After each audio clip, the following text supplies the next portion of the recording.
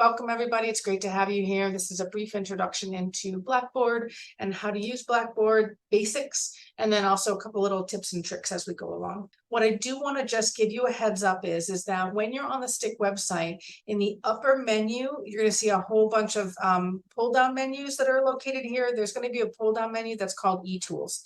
This is a pull-down menu that's always specific to the technology on campus. So if you need to reset your password, if you're not sure if you've completed all the steps to getting started at STIC, you can go ahead and there's actually a getting started page. So if you click on this, there's actually a little checklist of all the things that you need to do to be familiar with how to get through STIC and anything that you need to know about.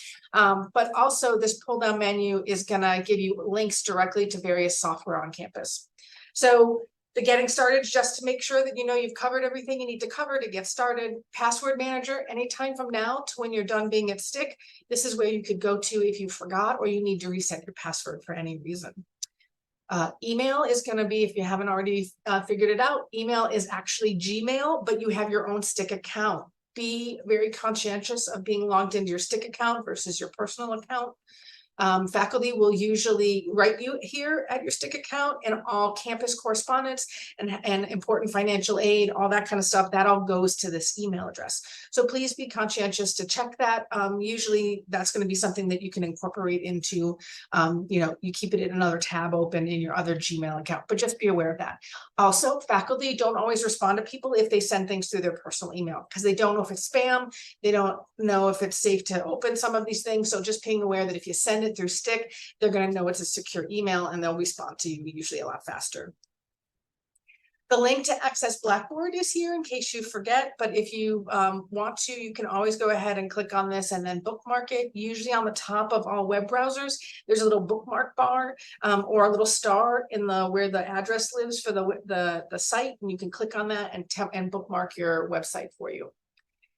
Aries is our student information system. This is where you're going to register for classes if you already did, but also where your financial aid and other information is. So we call it our information system. So this is where all of your being a student stuff stays. The portal, we have for this semester, we have a portal. There's going to be a new one in the spring. And just to let you know that the portal is all student information, clubs, activities, resources, student groups, any organizations or any type of assistance that you might need. All of that's going to be hosted on the portal. Only STIC students see that. I don't even see that as a staff and faculty member. And then the last thing we have is the tech tutorials page. This page is going to actually cover all of the campus technologies, not just Blackboard, and there's a whole student section here.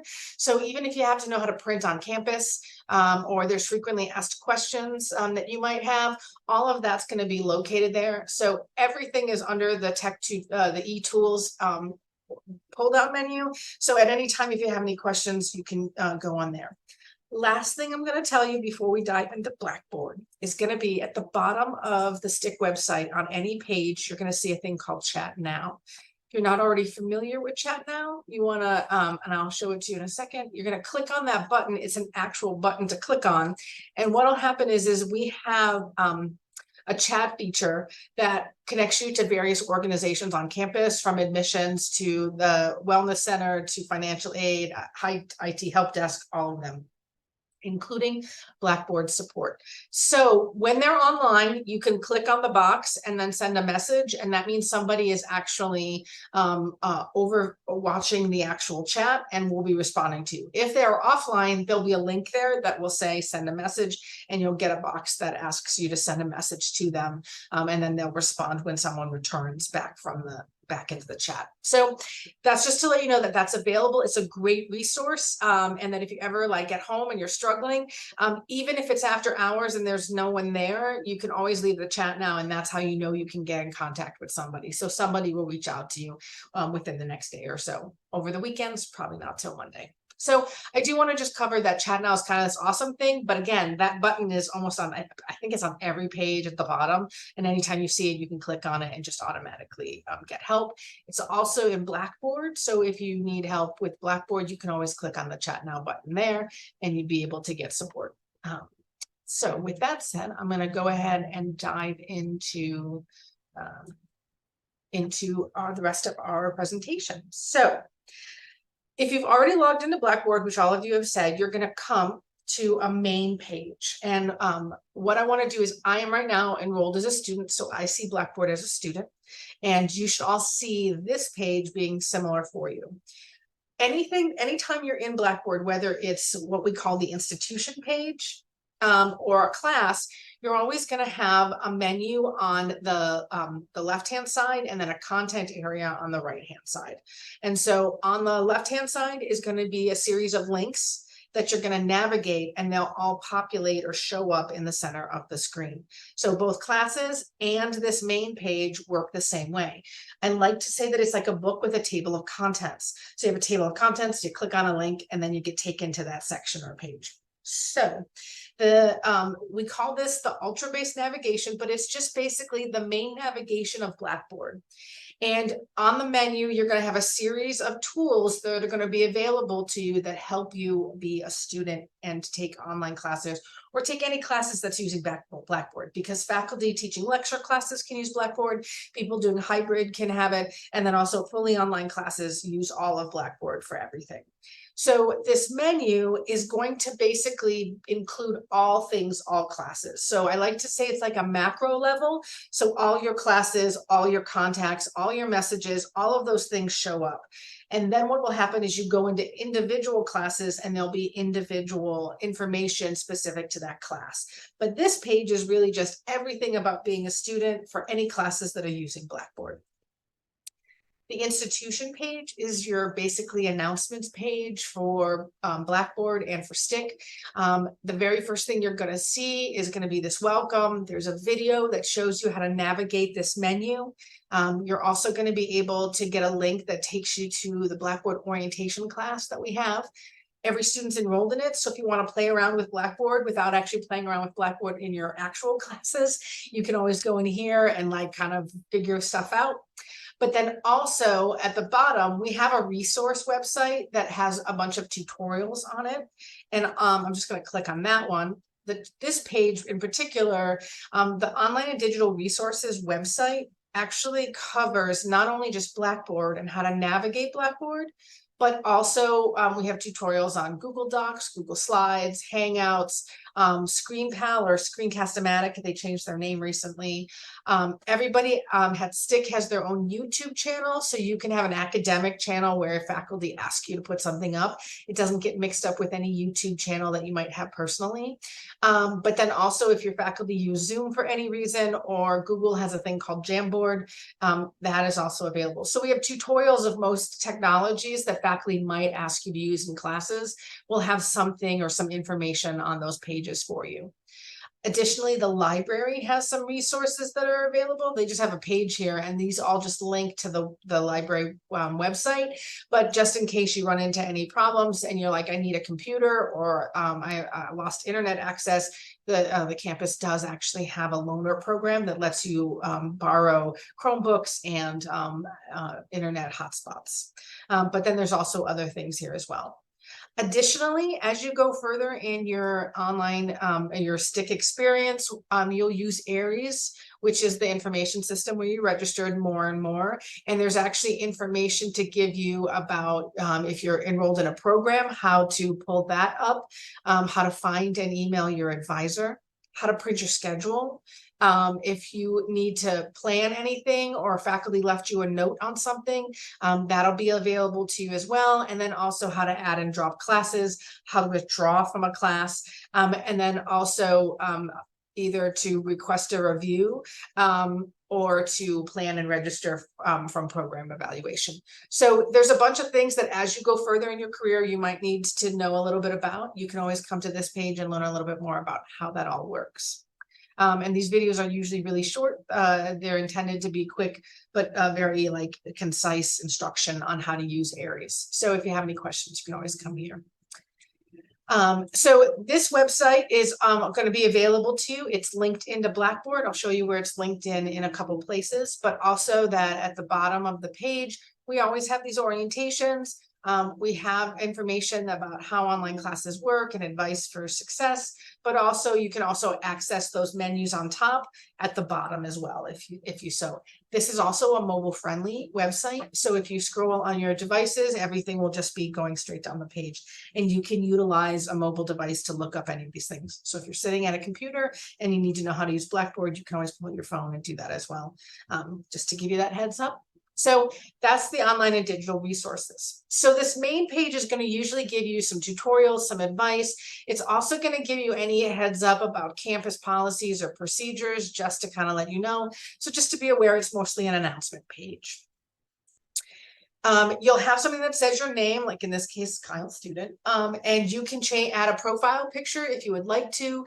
There's some things you can't change. They automatically feed from Aries, but there is a section here called global notification, global notification settings. And this is going to let you be able to get emails, push notifications to your phone. If you have the Blackboard app, there's a way of you being able to know when a new assignment is due, when you had seen something graded, when your faculty grades something, you can be notified of the grade, those kind of things as well. So this is just a really quick place for you to change your notifications and also put your picture up. Activity stream, that's going to cover anything coming up that's really important. This is usually important as things that are due or need to be completed right away. They're either past due or they're due right away. Upcoming is going to be a snapshot of what is coming up and due.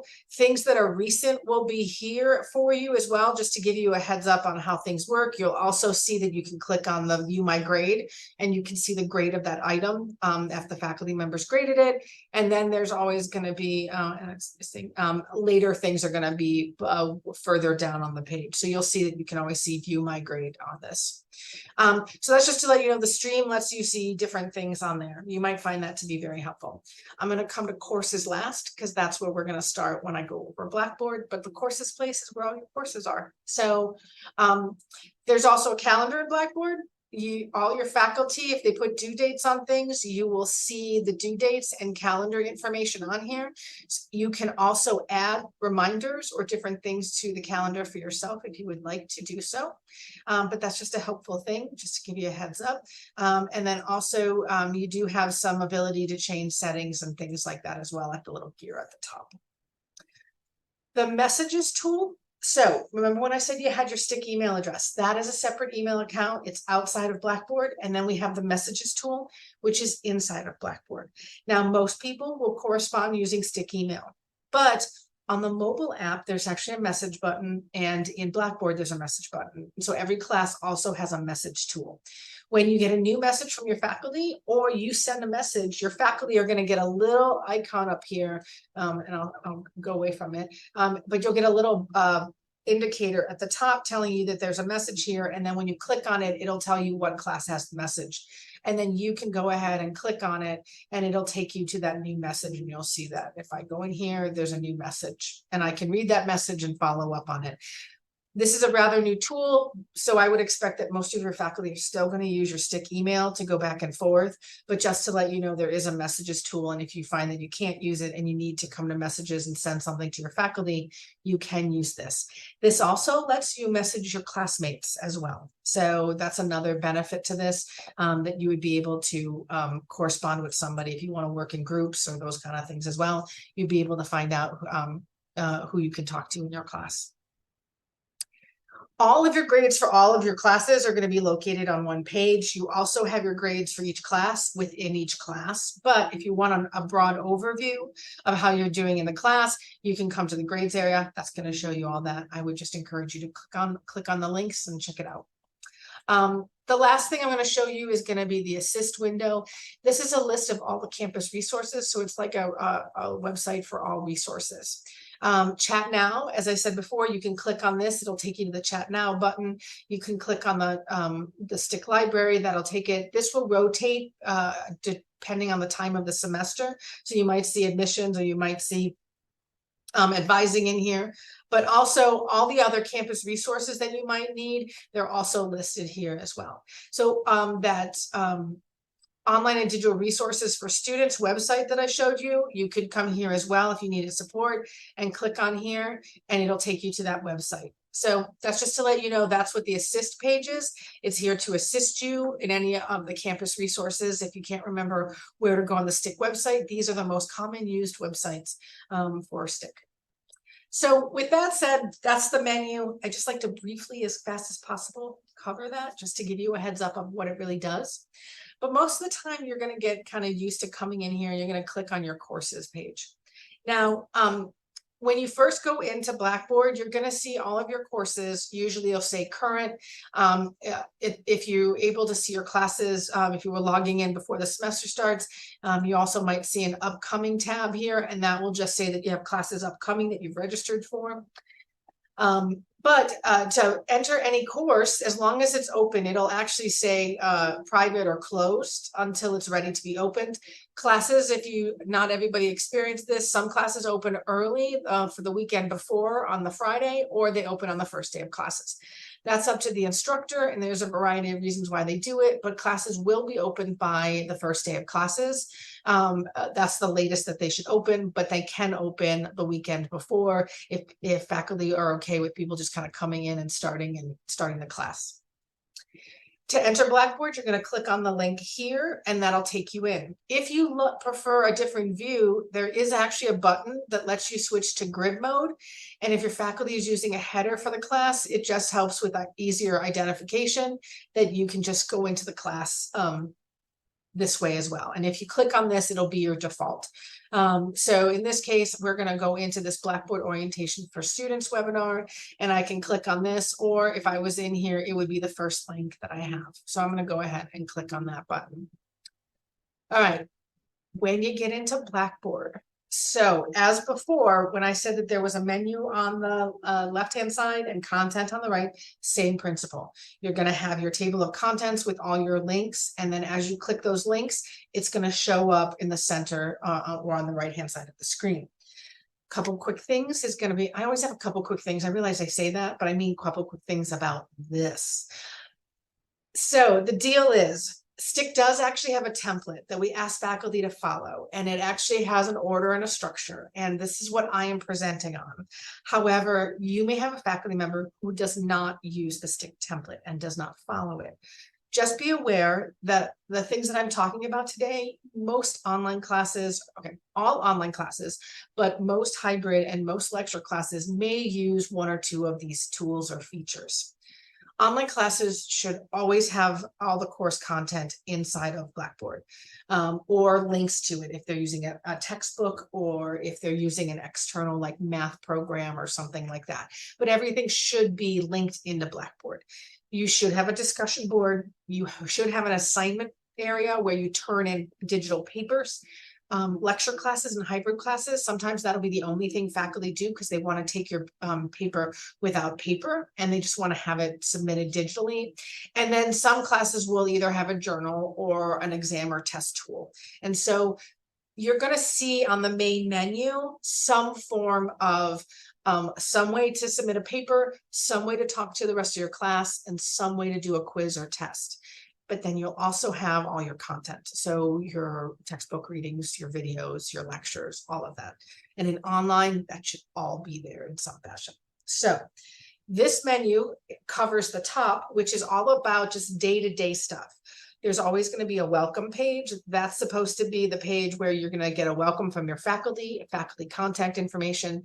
And sometimes it gets updated by the semester with news and updates of the class or things like that as well. Some faculty will swap this with the announcements tool, and the announcements tool is just another place for news, like a hear ye kind of thing. So you're going to be able to go and have announcements of what's happening. If you're on campus, classes might be canceled. This might just be a place where people are putting extra information. If faculty have changed an assignment, if faculty are just telling you what is happening this week in class, they'll probably use the announcements tool. And sometimes they'll swap them. So the announcements is the first thing you see, and then you see the welcome. Or some people won't see the welcome after the first week. So that's just to give you a little heads up on that one. The next thing is going to be course information, and that's going to be paired with course content. Now, course information is supposed to be the high level stuff, the things that don't matter week to week, your syllabus, your textbook information, websites that you might use. The goal is that course information is all that stuff that doesn't matter if it's week 1 of the class or week 5 of the class. Some faculty change this to information, but for the most part, they either use it or they don't, but it'll usually have your syllabus and information that's really important. Course content is the other side of this, which is it should be an area where faculty put every single folder for each week of the class. Now, if I click into this, you'll see that my class here has module 1, module 2, module 3, module 4. So you can click into each of these modules and you'll learn something from a particular topic. In online classes or in a lot of classes, there are timers. So you'll see week 1, like you should be now, but you won't see week 2, 3, 4 until they happen. And the content should be mostly lecture readings, materials, and things to get done. You won't see a lot of things like anything that's like higher level in there, but you might. So with that said, it's a rarity that you'll see all of the units all at once. So if you've gone into your class and been like, where's all the stuff? It's usually because the faculty have set timers and things will open week to week to week. As a heads up, you can see things either down the page or you can see things like, again, like a book with a table of contents. Faculty can choose that structure. They just usually choose that structure for the whole class. So for example, if I come into course content, I usually want to start here. This is where my reading is. This is how the week works. And I'm going to click on my module 1. And module 1 is going to have a table of contents, and then it's going to have all of the reading material that might be available, and then links to all of the homework or work that needs to be done in the class. So I'm going to be able to come in here and I'll read this and it says, what am I going to do in this module? And then it says here, tips for online success checklist. And I click on this. And when I click on any link, it's going to take me and it's going to open up a window within the screen for me. If your faculty is using Microsoft Word documents, you will see that they will save to your desktop and they'll download. So if you don't see anything load up, it's probably that they used a Word document. But if they used a Google Doc or a PDF, then it would show up on the screen like this does. So anytime you're at a link, you pretty much can click the link and it should do something. It should open a page. It should take you to a discussion.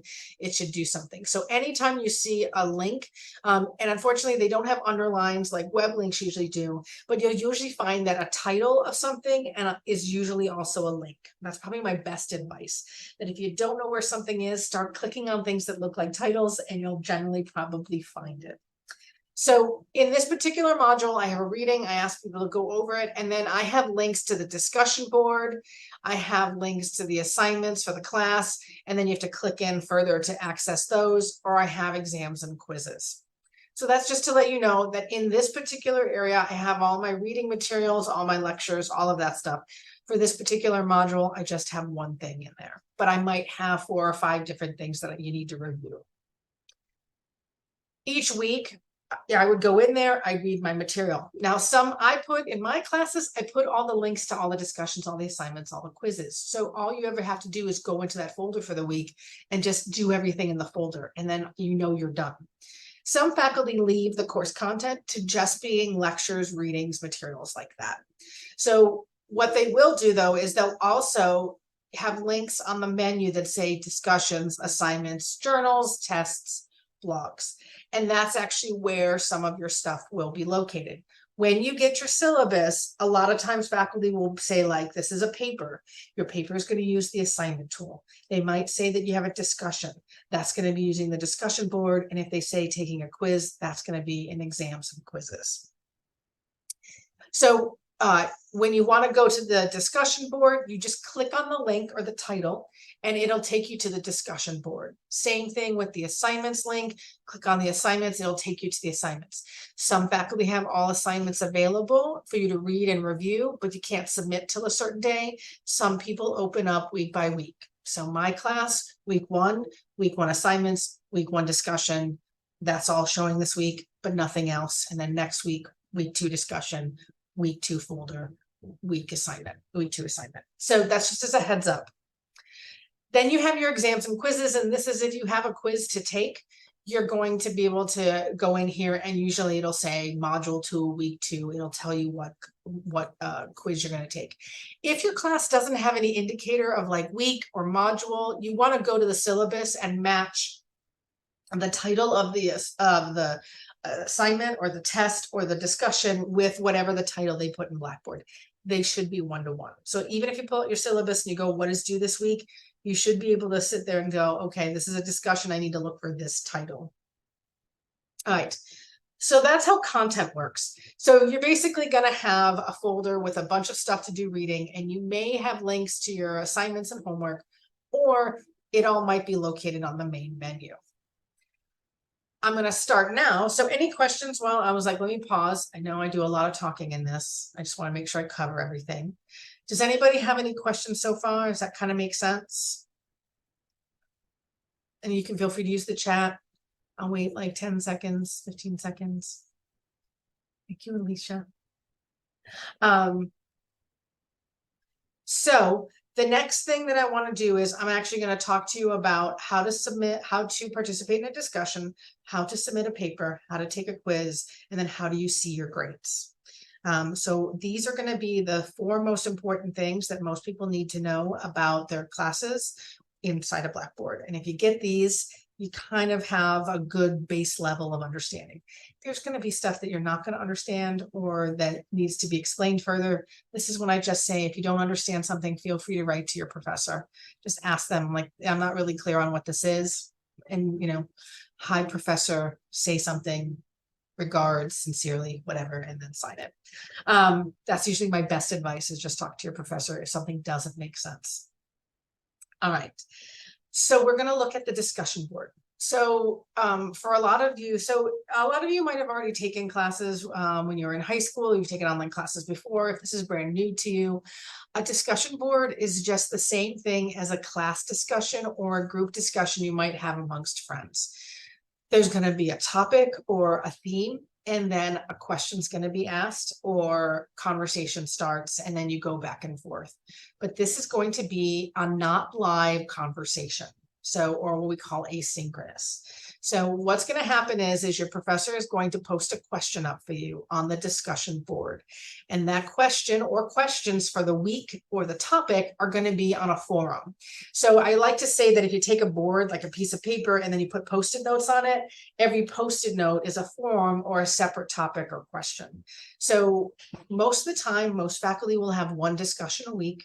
Sometimes they'll have 2, but you're going to have a discussion. It's going to have a title, and then it's going to have instructions. So in this class, just using these as examples, there's one that's always open that's called questions and answers about the course. Sometimes you're lost and don't know what's happening.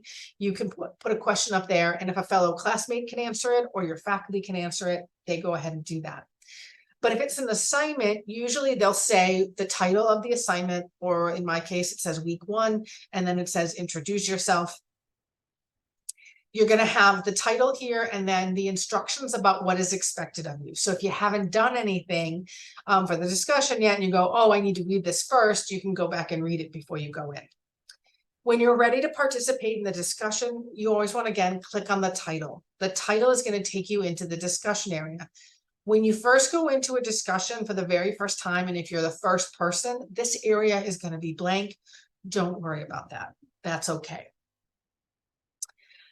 When there are already posts here, you can choose to actually click again on the title of any post, and in there you can read someone else's post and be able to reply to it. But if you're coming in yourself and you want to just write a response, what you can do here is click on this button up here, which doesn't really look like a button. Click on Create Thread. You're going to have your question or your instructions again at the top. So you never have to leave the window. So you're going to read the instructions. You're going to come down here. You are required to put a subject in, but not a message. It's kind of funny. But you can put a subject in, whatever the professor asks you to, or whatever you think is relevant to your topic. And then you can leave a message here. First time you come into Blackboard, you're going to come into this box. This box is everywhere in Blackboard. It's basically just an online Microsoft Word or Google Docs. And the first time you come in here, it probably just has one rule, like one line. And that's going to be the basics, bolding, changing the font color, that kind of stuff. And so you can highlight over any of these and you're going to get a little indicator that says this is bold. And then this one says italic. So it's going to tell you what it does if you're not familiar with that. But all of these buttons match both like universally Google and Microsoft. So you have some comfort level with it. You're going to be okay with this content editor. If you click on the 3 buttons to the far right, this is going to open up and expand more options for you, like justification, adding web links, putting in emojis, adding a table, all sorts of different things. It's also going to have a little accessibility checker to let you know if you've actually made a post that's accessible and easier to read. And then also you'd be able to add different media and stuff here. Like if I click on this, there's going to be a window here. And let me show this again. Oh, it actually showed on the screen. It's going to actually let you put up a YouTube video, or if there's something on your desktop that you want to share, it's going to let you insert this into this area here. So that's just to let you know, you can go ahead and do your hi, I am Kyle, and then you can just type your message and type your message here. And when you're ready, you can go ahead and submit it. However, if faculty asks you to post anything, you're going to be able to browse your computer and select a file to attach as well. So the difference is that attaching a file in the content editor makes it a link. Attaching a file here actually puts a link below your actual discussion post. So it separates it out from the rest of the text. If I click on this browse local files, a new window shows up. This I will actually share with you if it shows up. For some reason, that's going to be a little bit messy, but just sharing this with you, that's going to be the window that shows up, and I can just search my desktop at any point to find it. All right, let's go back into here. I'm actually going to close that window. Okay, so when I'm all set to submit my discussion, I can go ahead and either save as draft or submit. Save as draft has 2 really great pieces to it. A, if I've been typing for a long time, Blackboard does time out after 2 hours of inactivity, and it does consider typing in a discussion board or comment sections as inactivity because it doesn't count typing. It needs to be actually moving around the class. So if you've been sitting for a long time, every once in a while, you might want to save as draft. Or you might want to type it on a separate document and cut and paste. If you're someone who just takes a little bit more time and you're worried about that, you can do those 2 things. Those are kind of old school online tips. If you hit save as draft, it's going to make a draft of it. And let's see if this works for me today. There we go. So if I save something as a draft, it'll tell me that there's this draft here, and I should be able to find it. Let me just reload my page for a second.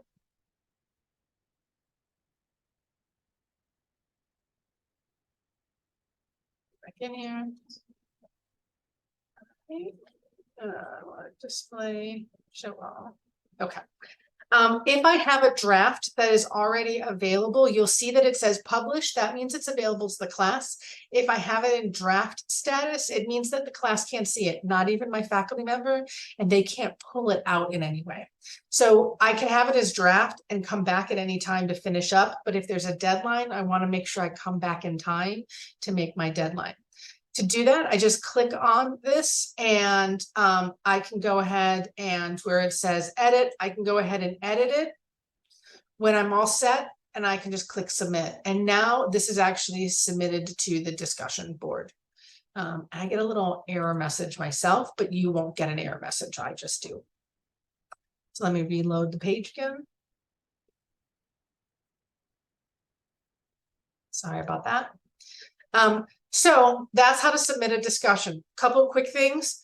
Going to tell you the date. Anytime you want to respond or read other people's posts, click on the message. It's going to tell you the author. It's going to tell you if you've accidentally left something as a draft or if it's available to the class. It's going to tell you if you've read this person's post or not. It's going to tell you if someone has replied to you and you haven't seen it. And then it's going to tell you the total amount of posts.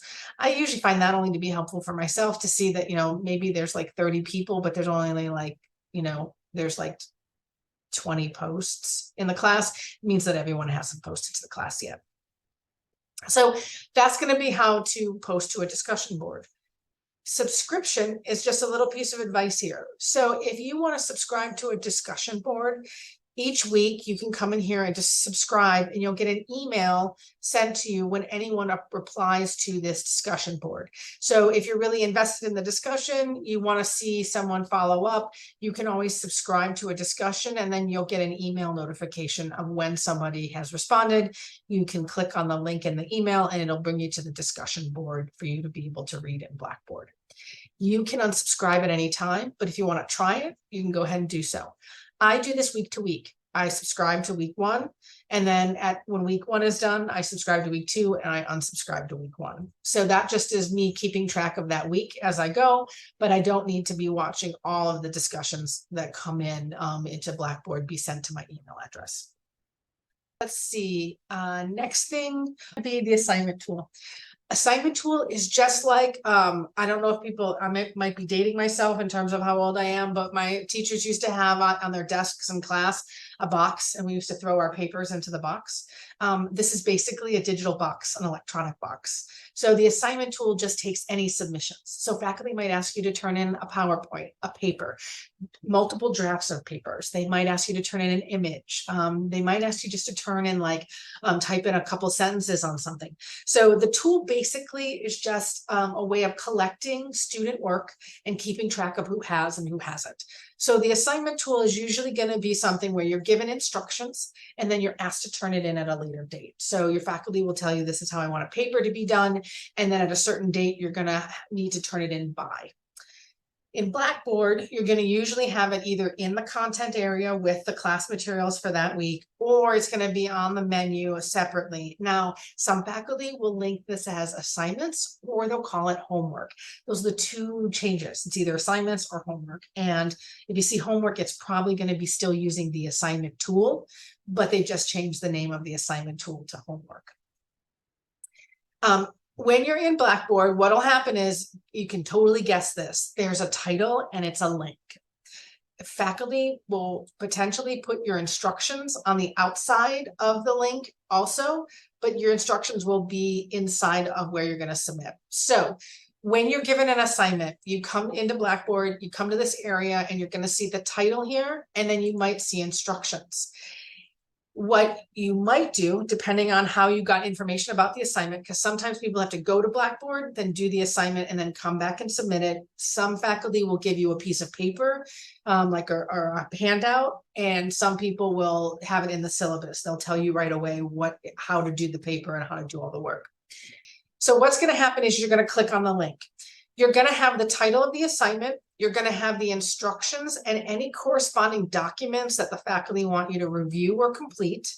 Then you're going to have the due date and the points possible. So this is basically all of the information that you need to complete the assignment.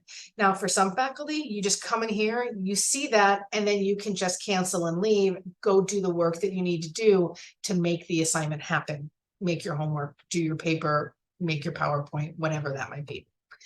Then what's going to happen is you come back in, you click the link, and then you're going to have a little submissions area. So you might not always immediately go to the to the assignment tool to submit things. You might go to the assignment tool to find out what the assignment is, and then you just need to come back. And just to get out of it, you just hit cancel at the bottom, or you hit the back button, and that will take you back to the rest of the class. Faculty can ask you to submit things in two ways. They can ask you to use the text editor, and you can write out your submission, or they can ask you to upload files. Now, this is different than the discussion board. You're going to have local files or cloud service. Local files, again, is going to be your desktop computer. So you can click on this, a menu is going to appear, and you select the file from your desktop or your documents folder, wherever you have it located. Browse cloud service is going to let you, and let me just change my, my sharing. So it seems to be doing that. It's going to let you see Google Drive, OneDrive, Dropbox, and Box. As a STIC student, you have access to both Google Drive and OneDrive as part of being on campus. So you have access to Microsoft products and Google. Most people use Google, it's just easier, and we kind of gravitated towards using Google. So you're going to be able to link to your Google account and pull your document from your Google Drive or pull your document from your OneDrive. Dropbox and Box are just like OneDrive and Google Drive, but we don't have a membership for this. So if you have these accounts, they're usually either paid or free, but you can still access your accounts if you're not using STIC resources to where you keep your papers. You're going to click on this. It's going to take you to your Google Drive. You can search for your file, or you can go ahead and just find it in there'll be like a picture of all the files that you have. You can search for it there. And then what will happen is it takes a snapshot of your paper. So it takes a snapshot of your paper and it links it to your assignment. You make any changes after you submit it, your faculty member won't see it. It just makes a copy or a snapshot of what you did at that moment. And so if you make any adjustments, that will not automatically show up. So I like to point that out because people sometimes think, oh, well, I linked my Google file and then I made some changes. It's going to just take the picture and keep a file of what you just showed, not actually have an interactive document between you and your faculty member.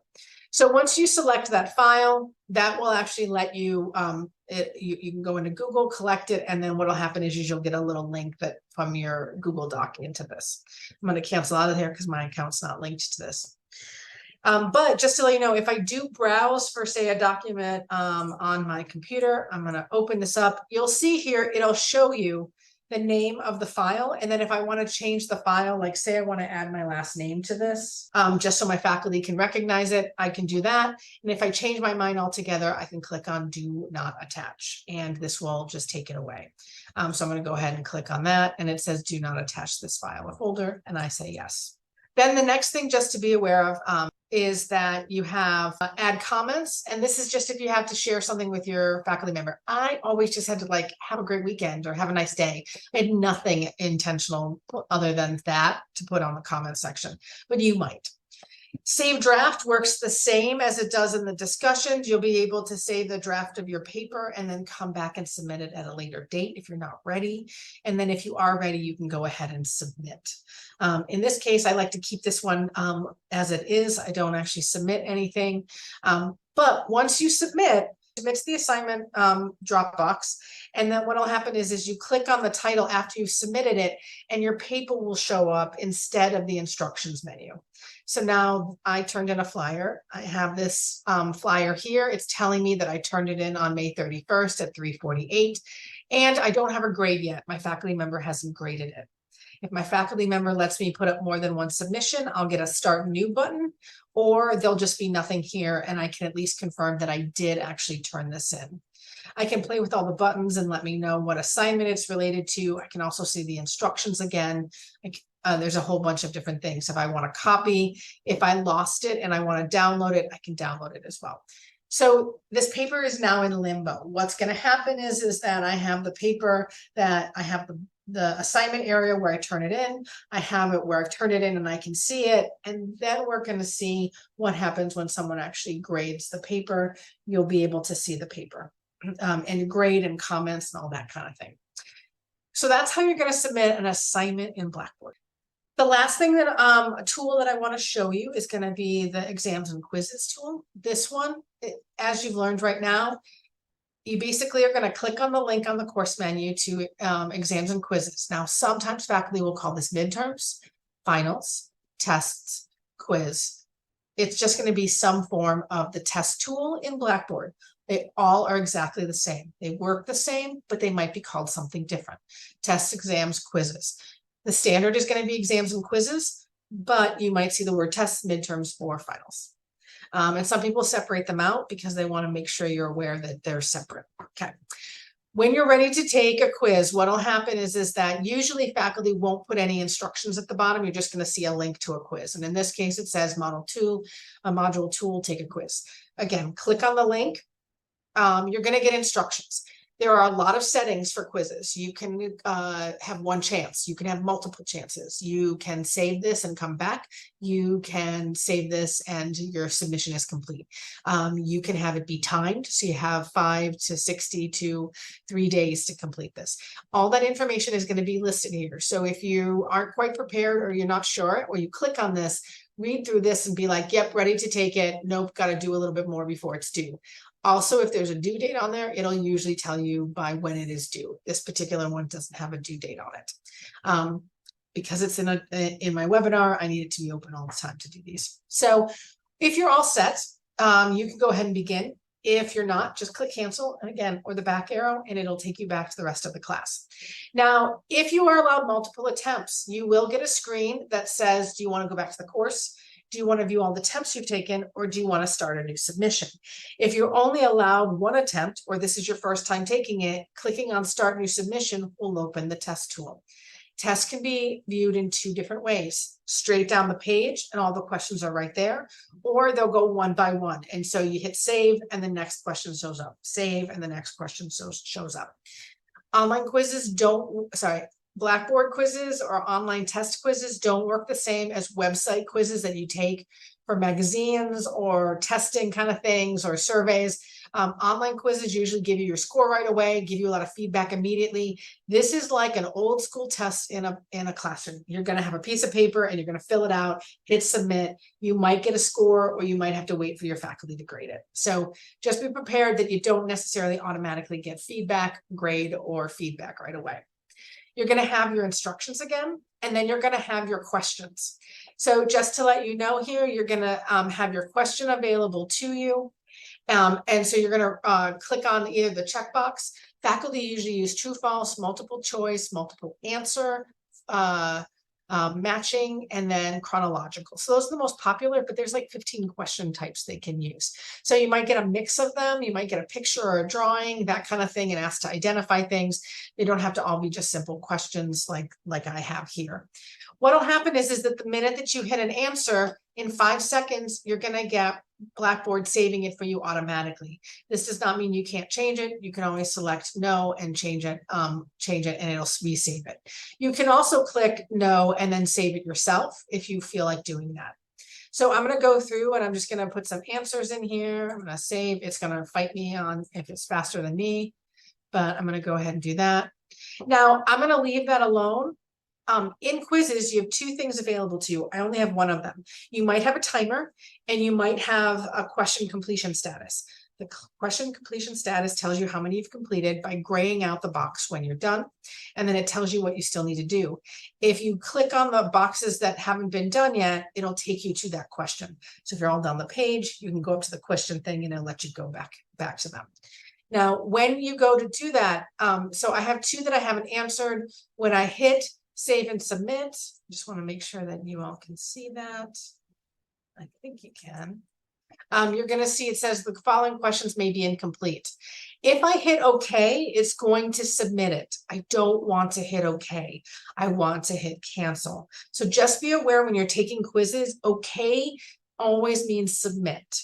Cancel means I want to go back to my exam. So I'm going to click on cancel. I'm going to come back in here. I'm going to answer these. And now I can save all my answers, or when I hit save and submit, I'm going to get a window that shows up and says test submission confirmation. Click cancel to return to the test. Click OK to submit. Again, cancel will take me back. OK submits it. So I'm going to go ahead and hit submit. When I do that, I'm going to get a receipt for my exam. It's going to tell me when I started, when I submitted, how long it took, and if I get to get my grade will also be there as well. It says click OK to review results. Faculty get a choice about how much feedback they're going to give you. If at the bottom of the right-hand screen, which this is not intuitive, you're going to click OK, it's going to show you the question and then the points that you got. It's going to show you the question, the points you got, and your answer. It could also show you the question, the points you got, the answer, and the correct answer. It's all up to the faculty on how much they want to give you. you can also get feedback. If this is something that you're taking for self-assessment, they might give you everything so you can see all the responses, because it's more about learning than about being tested. However, if it's first grade testing, you might just get the question and the points that you got, and you won't know the answer until a later date or until the faculty reviews it for you. When you're all set and you've read through all of this, you can click OK, and this will take you back to your quiz area. So that's how you take a quiz. That's like just the basic gist of it. How to submit a paper, how to participate in a discussion, and how to take a test. The My Grades area is the last thing. This is where all the grades are. So in your class, after you have submitted your paper, after you participated in your discussion and taken your test, there'll be more information about your grades and how well you did and the feedback from your faculty. If it's grayed out, that means it either hasn't been submitted or it's upcoming. And if the link has turned blue or a different color than the rest of the upcoming things, that usually means that you can click into this and you can see your submission again. Like I can see all of the quizzes because this is one that lets me see it again. If I want to see that attempt, I just click on the actual score. It takes me back to that receipt. And again, if I scroll back, it's going to go ahead and take me back to my attempts. I click on My Grades again. If I want to see that paper that I submitted, I can click on that. It's going to show me where my paper is, and I can see feedback and all that as well. But if you'll notice here, I have last activity column. This is going to tell me that, that this has been graded. This tells me if I have all of my assignments selected, so up here at the top, this is going to tell me it's graded and that was my score. If I have an assignment and it says submitted, that means my faculty member hasn't graded it yet. And you'll see here a yellow exclamation point. And this tells me that I just have to wait. If it's been a few weeks or a week, feel free to write to your professor and ask, just wondering about the progress of my paper, if you have any information, and they'll get back to you on it. When this changes from a when an exclamation point, it might change to a blue button here, and that blue button is going to be feedback, and you'll be able to click on this and you'll be able to see the feedback that the professor provided. If you're doing a paper, the professor also has the ability to write on the screen, so your feedback also might be directly on your paper and you'd have to click in to see it. So it can be here.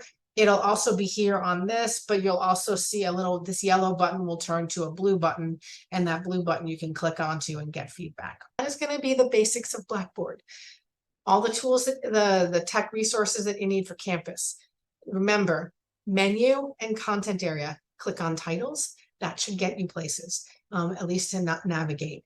I'd pull up my syllabus this week until you get comfortable with each class and have it right there. And hopefully your faculty if it's named this, you can click on this and know that it's done. That's probably one of my best pieces of advice is everybody does things a little bit differently.